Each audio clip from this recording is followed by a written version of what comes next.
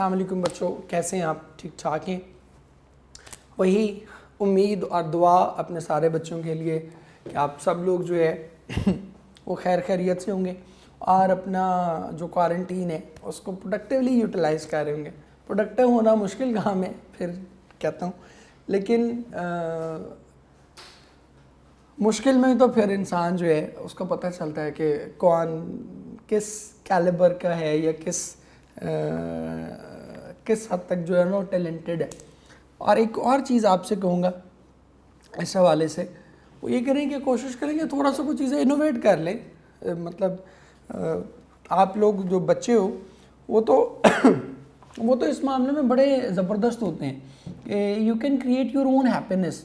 आप अपनी खुशी जो है ना, ये हम बड़े जो हैं हजरत के साथ, इनमें ये एटीट्यूड होता है कि हम थोड़े जो हम हमारी उम्र बढ़ती जाती है तो हम थोड़े सड़ियल होते जाते हैं, या मतलब हम उस हिसाब से खुश रहना भूलते चले जाते हैं। यूँ कह लें, सड़ियल चलो एक हार्श वर्ड हो जाता है। तो जो हम बड़े होते हैं तो हम खुश रहना जो है वो भूलते जाते हैं। तो आप लोग तो बहुत इस मामले में कमाल अल्लाह ने बच्चों को दिया होता है कि you can create your own happiness. तो कोशिश करें इस क्वारंटीन को ना, मतलब बेहतर बनाने का एक हल ये भी है कि आप अपने लिए जो है ना सोर्स ऑफ इंस्पिरेशन या सोर्स ऑफ जॉय या सोर्स ऑफ हैप्पीनेस वो खुद कोई और डिफरेंटली क्रिएट करने की कोशिश करें। इट कैन बी एनीथिंग, ठीक है, कुछ भी हो सकता है। कोई ऐसी नई एक्टिविटी डेवलप कर लें, कोई नई हॉबी डेवलप कर लें, कोई ऐसा नया स्किल सीख लें। बहुत से ऑनलाइन आपके जो है वो कोर्सेज अवेलेबल हैं, उनमें से किसी में कोई एंगेज कर लें। तो ये डिफरेंट चीज़ें हैं जो कि आप इस क्वारंटीन को ज़्यादा यूज़फुल बनाने के लिए, ज़्यादा बेहतर बनाने के लिए जो है आप इस क्वारंटीन को कर सकते हैं। ये सारी चीज़ें आपके अंदर, मैं हमेशा कहता हूँ कि खुश रहने की ना एक विल होनी चाहिए। You should be ready to be happy. अगर आप खुश रहने पर तैयार हैं ना, आप चाहते हैं कि मैं खुश रहूँ, तो दुनिया की कोई ताकत आपको दुखी नहीं कर सकती। ये मैं बता रहा हूँ आपको।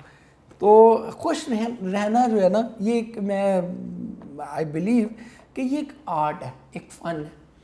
और इस फ़न के लिए सबसे पहली चीज़ जो है that is the will to be happy.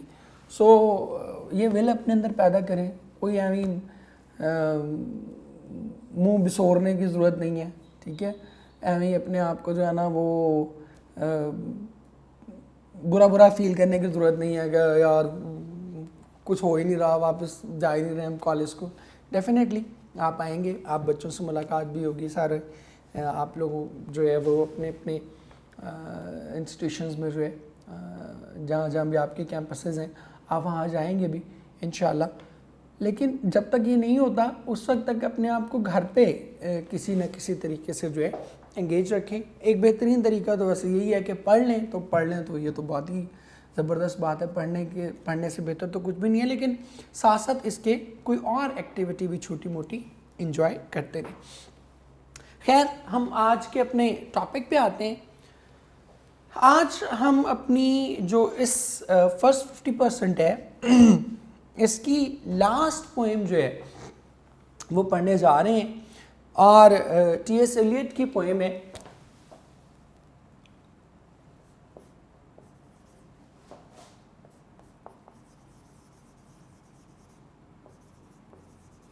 The hollow man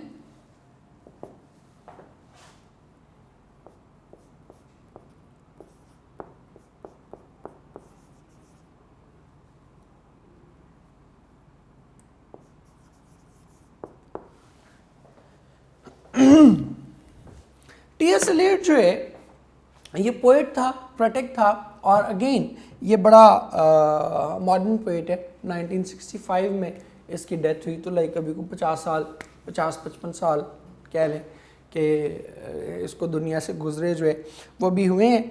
और बड़ा जो है ना, जिसको आप कहते हैं ना कि ये उन लोगों में शामिल था। बेसिकली दो तरह के ग्रुप्स लिटरेचर में पाए जाते हैं। जो एक तो इस पे बिलीव करते हैं, ट्रेडिशनल लोग हैं जो कहते हैं art for the sake of art, कि जो आर्ट है जो अदब है, लिटरेचर है, इसका काम सिर्फ एक्सप्रेशन है, ठीक है, कि आप इसके it should only be written for the sake of art, for the sake of expression, ठीक है। और दूसरे ग्रुप वो है जो इस पर बिलीव करते हैं कि art for the sake of morality, ठीक है। इसको हम मॉडर्न पोइट्स जो है, मॉडर्न थॉट जो है वो कहते हैं कि वो ये बिलीव करते हैं कि सिर्फ अपने आप इश्क मोहब्बत और अपने जज्बात और इनको एक्सप्रेस ना करते रहें, बल्कि आपके आर्ट के अंदर, आपके अदब के अंदर क्या होना चाहिए, there must be some message, there must be some morality, कुछ ना कुछ ऐसा होना चाहिए जो मोरालिटी बेस्ड होना चाहिए। इससे क्या होगा, वो ये बताते हैं और ये बिलीव करते हैं कि आपका जो माशरा है उसके अंदर बेहतरी पैदा होगी, उसके अंदर जो है एक पॉजिटिविटी जो है वो पैदा होगी। और कोई भी चीज़ अगर वो माशरे के सुधार का बायस नहीं बनती, तो वो चाहे जितनी मर्ज़ी बेहतरीन अंदाज में एक्सप्रेस की हुई है उसका फ़ायदा नहीं है, बिकॉज अल्टीमेटली उसका आपके माशरे को कोई एडवांटेज हासिल नहीं होगा। सो ये लोग जो हैं, टी एस इलियट और इस तरह के दूसरे लोग, ये बिलीव करते हैं that your literature should not only be a good expression but it should also carry a good sound message, कि कोई ना कोई थीम भी उसका होना चाहिए। खाली सिर्फ एक्सप्रेशन या खाली सिर्फ जज्बात के इजहार का नाम लिटरेचर नहीं है। It should be beneficial for the overall society, society के लिए भी इसका कोई पर्पस, कोई मकसद, कोई फ़ायदा जो है इसका ज़रूर जो है वो हमें होना चाहिए। और ये जो पोएम है द हॉलो मैन, ये भी इसी कॉन्टेक्स्ट में जो है वो लिखी गई है, इसी हवाले से जो है वो लिखी गई है। थीम क्या है जी, it is basically a criticism on modern men, कि आज के दौर का जो जदीद इंसान है, अब ये आपको जो पोएम्स मिलेंगी ना आगे 8, 9, 10 सॉरी 8 नहीं 9, 10, 11, 12, 13, ये जो 4-5 पोएम्स हैं, ये सारी की सारी जो है ये आपको मिलेंगी क्रिटिसिज्म ऑन मॉडर्न मैन पे, ठीक है, कि आपको मुसलसल जो जदीद दौर का इंसान है उस पर क्रिटिसाइज मुख्तलिफ हवालों से जो है वो किया जाएगा। लास्ट पे हमने जैसे देखा द फीड, पोएम नंबर 9 जो थी हमारी, जो लास्ट पोएम हमने पढ़ी, उसमें भी क्या था कि जदीद दौर का जो इंसान है उसकी प्रायोरिटीज़ पे, उसकी जो आइडियोलॉजी है या उसकी जो प्रेफरेंसेस हैं उस पर बेसिकली तनकीद की गई थी कि किस तरह से जो है वो गलत प्रेफरेंसेस का शिकार है, किस तरह से जो है वो अपनी जो प्रायोरिटीज़ है उनको उसने सही तौर पर सेट नहीं किया हुआ।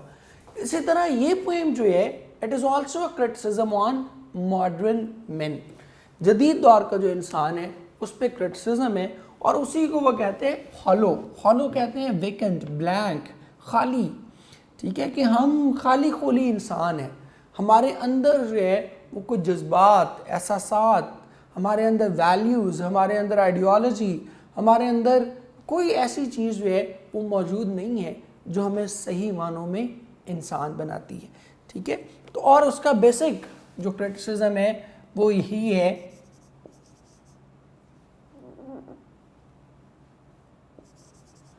कि मॉडर्न मैन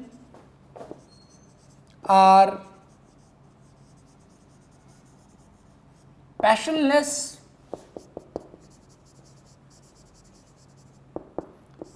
emotionless and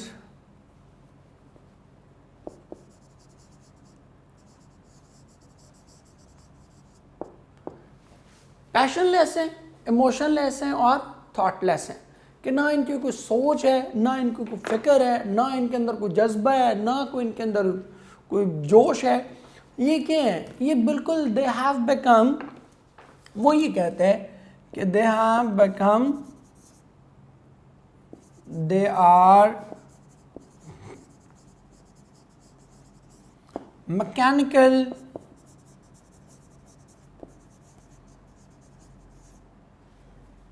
बल्कि ह्यूमन बींग्स भी नहीं इसको कहना चाहिए, that they are mechanical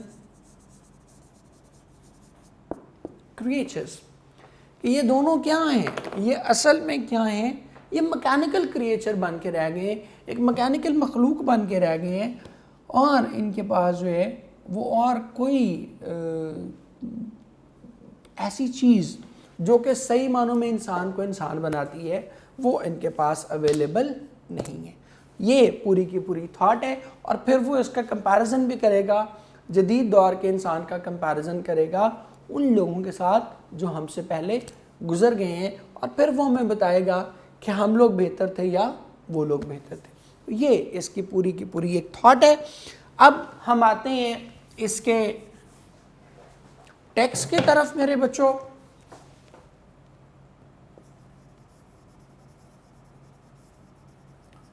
synonyms हैं,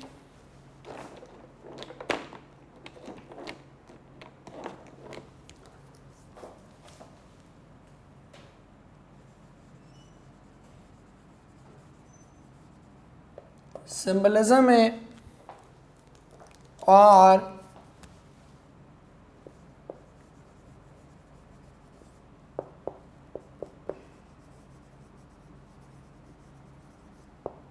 लिटरेरी टेक्निक्स है। कहते हैं कि जी we are the hollow man. अब देखते जाइएगा, इसमें आपको सिनोनिम्स ज़्यादा लिखने पड़ेंगे, ज़रा लेंथी पोइम है। हॉलो कहते हैं ब्लैंक, एम्प्टी, खाली, कि we are the hollow man, कि हम बिल्कुल जो है वो खाली लोग हैं। वी आर स्टफ्ड मैन, ठीक है जी। स्टफ्ड कहते हैं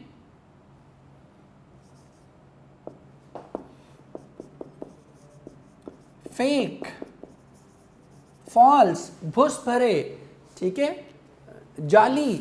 आप ये स्टफ टॉयज भी आपने हम अक्सर सुनते हैं। स्टफ टॉयज क्या होते हैं कि वो बज़ाहिर रीच लग रहा होता है लेकिन वो रीच नहीं होता, उसके अंदर क्या भरा होता है, भुस भरा होता है। कोई जो है ना वो यानी कॉटन भरी होती है और वो बज़ाहिर शेप उसकी वही होती है, लेकिन क्या होता है वो दरअसल इंसान नहीं होता।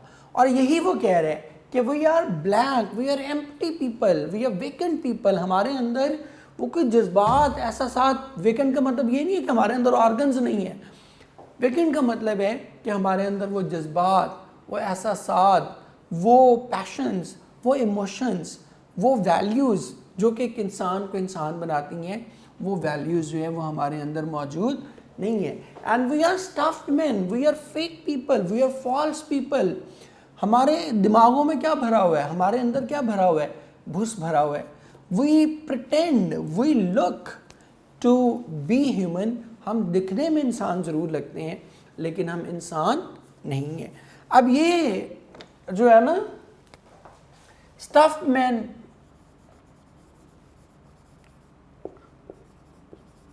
ये भी मेटाफर है, ठीक है, कि वो फुर्स भरा इंसान से ये नहीं कह रहा कि we are like stuffed toys. वो क्या कह रहे हैं, वी आर स्टफ्ड मैन, कि हम खुद ही स्टफ्ड मैन है। We are the hollow man, we are the stuffed man, कि हम जो है वो भुस भरे इंसान है। लीनिंग टुगेदर, लीनिंग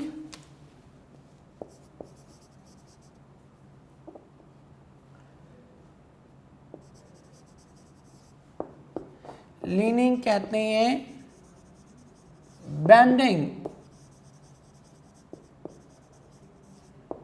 स्टूपिंग, झुकना। लीनिंग टुगेदर, और हम एक दूसरे के सहारे खड़े हैं। Head piece filled with straw, straw कहते हैं, हेड पीस कहते हैं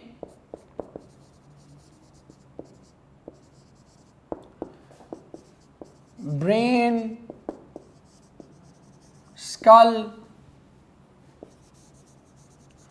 स्ट्रॉ किसको कहते हैं, ये हम कहते हैं वेस्ट को। कि we are the hollow man, we are the stuffed man, leaning together, head piece filled with straw, कि हम एक दूसरे के साथ खड़े हैं और हमारी एक दूसरे के सहारे खड़े हैं और हमारे जो हेड पीस हैं they are filled with straw. अब हम इसके सिंबलिज्म पे जाते हैं।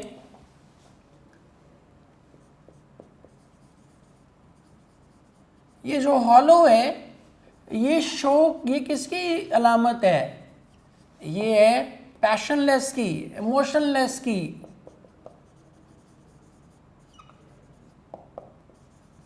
कि हमारे अंदर जज्बात नहीं है। स्टफ का मतलब क्या है? दैट वी आर वही इमोशनलेस और पैशनलेस के साथ क्या है? थॉटलेस और लीनिंग टुगेदर। ये बड़ी इंपॉर्टेंट चीज़ है। पहले ये देख लें, ये जो उसने कहा ना, head piece filled with straw, इसका भी यही मतलब है कि we are actually thoughtless people. अब वो ये कह रहे हैं कि वी आर लीनिंग टुगेदर, हम एक दूसरे के सहारे खड़े हैं। बिकॉज क्या चीज़ ऐसी है जो आपको अपने बलबूते पे खड़ा रखती है? That is your thought, that is your ideology, that makes you stand on your own feet. आप अपने बलबूते पे, अपने किरदार पे, अपनी नज़रियात पे उस वक्त खड़े रहते हैं जब आपका कोई अपना नज़रिया, जब आपकी कोई अपनी आइडियोलॉजी मौजूद होती है। फिर आपके सामने चाहे दुनिया जहान के लोग आ जाएं, आप अपने नज़रिए से, अपनी आइडियोलॉजी से पीछे नहीं हटते। हमारे सामने बेशुमार एग्जाम्पल्स हैं। द बिगेस्ट एग्जाम्पल एज नबी करीम सल्लल्लाहु अलैहि वसल्लम, हम हज़रत मोहम्मद सल्लल्लाहु अलैहि वसल्लम, he is the biggest example for us. कि क्या था? नज़रिया था, कुछ थॉट थी, कोई आइडियोलॉजी थी। और उस आइडियोलॉजी का फिर नतीजा क्या हुआ?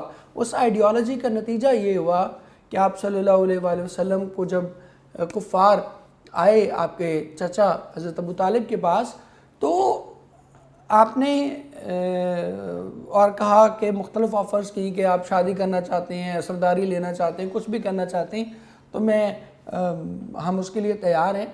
तो आपने जवाब में क्या फरमाया कि अगर ये मेरे एक हाथ पे चांद और एक पे सूरज भी रख दें तो फिर भी मैं अपने मिशन से, अपने नज़रिए से, अपनी आइडियोलॉजी से पीछे नहीं हट। He was standing alone, he was not leaning against anyone.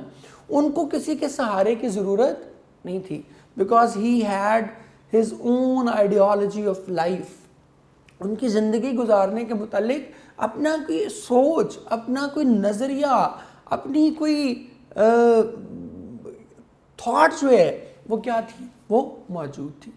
यही वजह थी कि जिस बंदे की अपनी थॉट होती है उसको किसी के सहारे की ज़रूरत नहीं होती। और ये जो लीनिंग टुगेदर है, ये शो कर रहा है, वो हमें बेसिकली इनवर्डली ये मैसेज दे रहा है, बता रहा है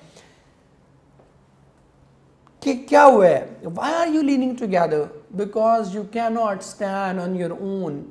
आप अपने बलबूते पे खड़े ही नहीं रह सकते, because you do not have that ideology, because you do not have that I should say thought, or you do not have that ideology of life for yourself, कि आप अपने बलबूते पे, उस नज़रिए पे, उस आइडियोलॉजी पे क्या करें? स्टैंड कर सकें। और जब आपके पास ये चीज़ नहीं होती तो फिर आप क्या करते हैं? फिर आप सहारे तलाश करते हैं। Then you lean against somebody, फिर आप किसी दूसरे के सहारे खड़े होते हैं। और इससे पहले भी उसने यही कहा T.S. Eliot ने, that we have become hollow, we have become passionless, we have become emotionless. That is why he calls us fake, stuffed human beings. That we are only the look like of human beings. कि हम बज़ाहिर सिर्फ दिखने में इंसान लगते हैं, हमारा स्ट्रक्चर इंसानों जैसा है, हमारी फिजिक इंसानों जैसी है, but we are not human. क्यों ह्यूमन नहीं है? Because we lack the passion, we lack the emotion, we lack the vigor, we lack the taste for life. हम जिंदगी के उस लुत्फ से ही जो है वो बेगाना है, जो कि इंसानों का हिस्सा है। इंसान को ये जिस्म जो है, ये स्ट्रक्चर जो है, ये जो बॉडी है, ये हमें इंसान नहीं बनाती, इसलिए हम इंसान नहीं है कि हमारी शक्लें इंसानों की जैसी हैं। हम इंसान तब बनेंगे जब हमारे अंदर इंसानियत के वो जज्बा, इंसानियत की वो रूह, इंसानियत का वो टेम्परामेंट भी हमारे अंदर जो है वो पैदा होगा, जो कि इंसानियत की जान है। और जब तक वो पैदा नहीं होता उस वक्त तक जो है हम अपने आप को लाख कहते नहीं, हम लाख इंसानों की तरह दिखते रहें, but we are not humans. उस वक्त तक हम जो है वो इंसान कहलाने के काबिल नहीं है। और यही टी.एस. एलियट का जो है वो यहाँ पर व्यू पॉइंट है, that only having a human look does not make you a human until and unless you have the required values, passion, emotions and all these things with you। और इसी बिना पे वो हमें क्या कहते हैं कि तुम क्या हो, तुम हॉलो मैन हो, तुम खाली इंसान हो, तुम्हारे अंदर कुछ नहीं है, तुम स्टफ्ड मैन हो, तुम एक दूसरे के सहारे खड़े हो, एक गिरेगा तो दूसरे भी क्या होंगे, गिर जाएंगे। कायदे से मोहम्मद अली जिन्ना की एग्जाम्पल आप देख सकते हैं इसमें कि ही वॉज ऑल अलोन, कोई साथ नहीं था, but because he had some idea, he had some ideology of life, he had some thought, कोई नज़रिया, कोई ख्याल, कोई तसव्वुर, कोई ऐसा मकसद, कोई बिगर टारगेट, बिगर गोल उनके जहन में था कि सारे पीछे भी हट गए तो फिर भी उन्होंने क्या कहा कि मैं अपनी जगह पर डट के खड़ा हूँ। He did not have to lean against anyone, उन्हें किसी का सहारा नहीं लेना पड़ा, because he could stand on his own thought, he could stand on his own ideology। ठीक है, तो लीनिंग टुगेदर बड़ा ज़बरदस्त उसने एक जो है एक इमेज जो है वो यूज़ की है कि तुम एक दूसरे के सहारे खड़े हो, इसलिए कि तुम्हारे पास अपने पाँव पे खड़े होने के लिए, अपने बलबूते पे खड़े होने के लिए कुछ भी नहीं है। ठीक है बेटे, आज के लिए पोएम में हम इतना ही करेंगे। अब हम आते हैं अपनी स्टोरीज़ पर।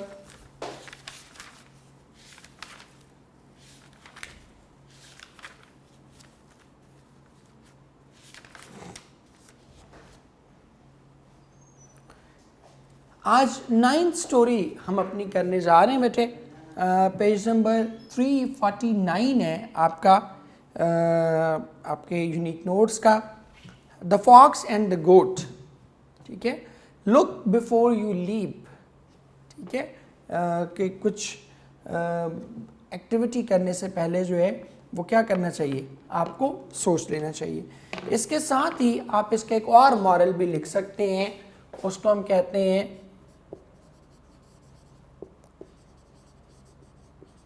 हेस्ट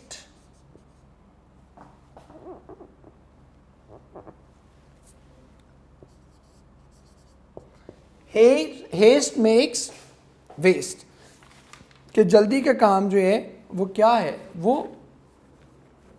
आपके लिए हमेशा जो है वो बर्बादी का बायस जो है वो बनता है।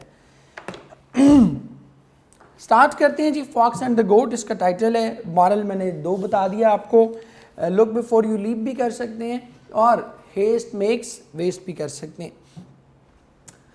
देखिए जी, वो कहते हैं once upon a time a fox was playing and gambling near a deep well. के गैम्बलिंग कहते हैं बेसिकली उछल कूद करना, कि एक जो लुमड़ी थी वो एक गहरे कुएं के पास जो है वो क्या कर रही थी, खेल कूद रही थी और उछल कूद कर रही थी। All of a sudden he fail into it, और अचानक गलती से क्या हुआ, वो इसके अंदर गिर गई। He could not find no means of escape, और वो बाहर निकलने का जो है उसे कोई भी रास्ता नहीं मिला। He tried to stick his claws into the sides. Stick कहते हैं गाड़ना, क्लॉज कहते हैं पंजे, कि उसने जो अपने पंजे थे वो कुएं की दीवारों के साथ गाड़ने की कोशिश की। To keep his head above the water, ताकि वो अपना जो सर है वो पानी से ऊपर रख सके। He was unable to reach the edge of the well, और वो पानी जो कुआं था उसके सिरे तक पहुंचने से कासिर थी। As there was nothing from which he could get a spring. Spring कहते हैं जंप, कहते कि वो क्योंकि वहाँ पर कोई भी चीज़ ऐसी नहीं थी जिस पर पाँव रख कर वो क्या करती, उछल सकती। He tried time and again to come out of the well but to no avail, कि उसने बहुत कोशिश की कि वो पानी से बाहर आए, लेकिन इसमें उसे कोई कामयाबी हासिल नहीं हुई। At last he got tired and started thinking to get out of the well, कि आखिरकार वो थक गई और उसने तरीका सोचना शुरू कर दिया कि किस तरह वो कुएं से बाहर निकले। At that time a goat overcome with thirst happened to come to the same well. Overcome कहते हैं प्यास का गालिब आ जाना, प्यास के मारे। कहते हैं कि उसी वक्त एक बकरी जो थी वो भी, ये एक बकरा वो भी प्यास के मारे जो है वो उस कुएं पर आन पहुंचा। Utterly desolated and dying of thirst, डेसोलेटेड कहते हैं घबराया होना, परेशान होना, डाइंग ऑफ थर्स्ट कहते हैं कि इंतहाई घबराहट के आलम में और प्यास की शदीद, मतलब प्यास के हाथों मरने वाला हुआ था वो। The goat peeped into the well, peep कहते हैं लुक, कहते हैं कि इस कैफियत में जो है उसने कुएं के अंदर झांका। And to his surprise found the fox splashing there, splashing कहते हैं पानी में छप छप करना, लेकिन वो वहाँ जाकर जो है उसे शदीद हैरानी हुई जब उसने देखा कि अंदर वो जो है फॉक्स वो कुएं के अंदर जो है वो स्प्लैश कर रही थी। Seeing the fox, she inquired if the water was good enough to swim and enjoy. तो उसे देखते हुए उसने पूछा कि क्या यहाँ का पानी जो है वो स्विमिंग करने के लिए और एंजॉय करने के लिए बहुत अच्छा है। The fox, concealing his sad plight, plight कहते हैं मुसीबत को, concealing छुपाना, कि वो जो फॉक्स थी उसने क्या किया, अपनी वो जो मुसीबत थी उसको छुपाया अंडर अ मेरी गाइज, गाइज कहते हैं रूप, एक खुशकुन बहरूप के नीचे, कि उसने उस अपनी मुसीबत को छुपाया और एक खुशकुन बहरूप जो है वो धारा। Started praising the sweet taste of water, और बड़ी मकारी से जो है पानी के मीठे होने की उसने तारीफ़ शुरू कर दी। And its marvellous properties lavishly, और उसकी जो खसूसियात थी पानी की, ज़बरदस्त खसूसियात थी, लैविशली बेपना, उसकी बेपना जो है उसने तारीफ़ शुरू कर दी। He also said that it was so good that he had drunk abundantly, उसने ये भी कहा कि पानी इतना अच्छा है कि उसने जी भर कर जो है वो पानी पिया। Saying this, the cunning fox invited her to come down and have a drink and have a luxurious bath. ये कहते हुए उसने कहा कि तुम भी नीचे आ जाओ और यहाँ हम जो है वो नहाते भी हैं और तुम जी भर कर पानी भी पीना।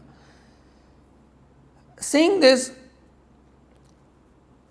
ये हमने कह लिया। The goat was mindful only of his thirst at that time. Mindful, आगाह होना, कहते हैं कि उसके जहन में उस वक्त सिर्फ अपनी प्यास ही जो है वो छाई हुई थी। She thoughtlessly jumped down into the well. उसने बिना सोचे समझे जो है वो क्या किया, कुएं में छलांग लगा दी। The clever fox was anxiously waiting for such an opportunity. Anxiously, बेचैनी से, कहते कि वो जो चालाक लूमड़ था वो बड़ी बेचैनी से इस लम्हे का इंतज़ार कर रहा था। As she quenched her thirst, quench प्यास बुझाने को कहते हैं, कि जो ही उसने अपनी प्यास बुझाई, the cunning fox played another trick, तो उसने जो है उसके साथ एक और क्या लें कि ट्रिक जो है उसके साथ उसने प्ले किया, एक और जो है चालाकी उसके साथ खेली। He asked the goat to place her 4 feet upon the wall, कहते कि उसने कहा कि अपने जो अगले पाँव, 4 feet कहते हैं अगले पाँव को, कि वो कुएं की दीवार के साथ रखो। And bend her head so that he could run up her back and jump out of the well, और उसे कहा कि तुम जो है इस तरह अपने पाँव इसके साथ मिला के रखो और अपने हेड थोड़ा सा डाउन करो, सो दैट कि मैं तुम्हारी पीठ पर जंप करके जो है वो कुएं से बाहर जा सकूं। He also promised to help her out afterward, उसने ये भी उससे वादा किया कि वो बाहर निकल कर जो है वो उसकी मदद करेगी। The silly goat readily agreed to his proposal. Readily फ़ौरनी, proposal तजवीज़, silly अहमक, कहते हैं कि वो अहमक बकरा जो है वो फ़ौरनी उसकी तजवीज़ पर अमल करने के लिए तैयार हो गया। The fox leapt upon her back and jumped out of the well safely, कहते हैं कि उसने उसकी पीठ पर से जो है वो छलांग लगाई और बाहिफाजत जो है वो कुएं से बाहर निकल आई। And bade the goat goodbye, और वहाँ जाकर क्या कहा, उसे अल्लाह हाफ़िज़ कह दिया। When he immediately made of कहते हैं रवाना होना, कहते हैं कि जब वो फ़ौरन वहाँ से रवाना होने लगी, the silly goat reproach him for his breach of promise. Reproach कहते हैं बुरा भला कहना, ब्रीच ऑफ प्रॉमिस, ब्रीच कहते हैं वैसे तोड़ना, कि अपने वादा खिलाफ़ी। कहते कि जब वो वहाँ से जाने लगी तो उस अहमक बकरी ने जो है उसे वादा खिलाफ़ी पर जो है वो बुरा भला कहना शुरू कर दिया। Now the goat realize her folly, अब उस बकरे को जो है वो अपनी गलती का जो है वो एहसास हो रहा था। बकरी को जो है अपनी गलती का एहसास हो रहा था। She implored him to help her to get out of the well. Implore कहते हैं रिक्वेस्ट करना, कहते कि उसने उससे बड़ी दरख्वास्त की कि वो इसे जो है वो कुएं से बाहर निकाले। The fox turn down and said, वो पलटी और कहा, you foolish young fellow, if you had as many brains under your hair as you have here in your beard, you would have never have gone down before you saw the way out। वो कहते हैं कि अहमक बकरी के जितने तुम्हारे बाल हैं, अगर इतनी तुम्हारे पास दिमाग भी होते ना तो तुम ज़रूर नीचे छलांग मारने से पहले सोचती कि यहाँ बाहर आने का रास्ता क्या है। Now stay here till someone comes to search for you here. कहते कि आप उस वक्त तक यहीं ठहरी रहो जब तक कोई तुम्हारी तलाश में यहाँ नहीं आता। So saying the fox ran away to his den, leaving the goat to its fate। कहते और ये den कहते हैं कछार, वो अपनी कछार की तरफ चल दी और उस बकरी को उसने क्या किया, वहीं छोड़ दिया। What is the moral? बड़े ही अंडरस्टूड है कि क्या करना है, कुछ भी पुट्ठी हरकत करने से पहले एक दो बार सोच लेना है कि फांस तो जाऊंगा लेकिन इससे बाहर निकलने का जो है वो रास्ता क्या है। जल्दी से हम अपने बेटे इडियम्स करते हैं, इडियम्स कह रहा हूँ, पेयर ऑफ वर्ड्स करते हैं।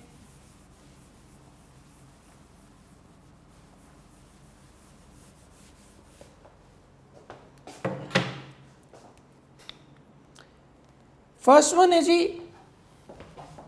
91 पे बेटे, डाई और डाई,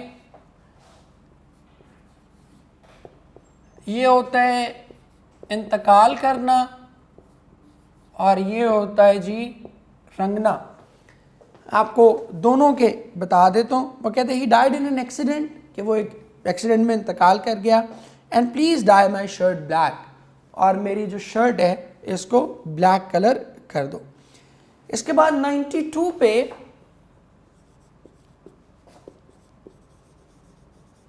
डिफर और डेफर। डिफर होता है जी इख्तलाफ करना, डिसएग्री करना, और डेफर होता है मुल्तवी करना। The deferred with each other on religious matters, कि वो रिलीजियस मैटर्स पर क्या थे, एक दूसरे से डिफरेंट राय रखते थे। The department deferred the decision for 6 months, कि डिपार्टमेंट ने क्या किया है, इस फैसले को 6 महीने के लिए मुलतवी कर दिया। डिस्कवर और इन्वेंट, ये बड़ा सिंपल है, आप सारे ऑलमोस्ट साइंसेस के बच्चे हैं, आप जानते हैं। डिस्कवर होता है बेसिकली, लिख भी देता हूँ, डिस्कवर दरियाफ्त करना, और इन्वेंट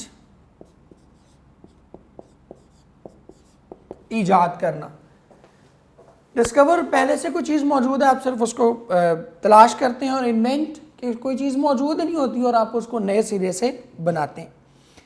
इसके बाद अगला देखें जी डोज और डोज।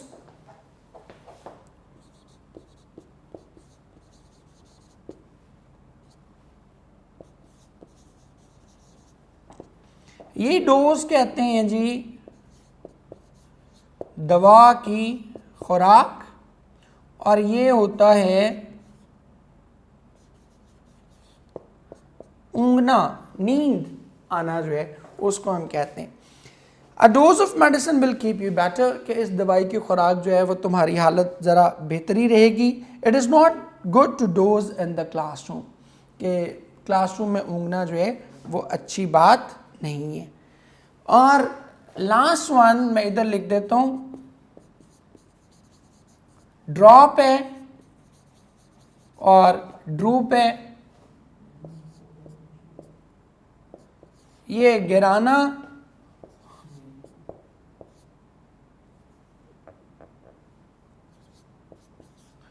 कमजोरी से गिरना या झुक जाना।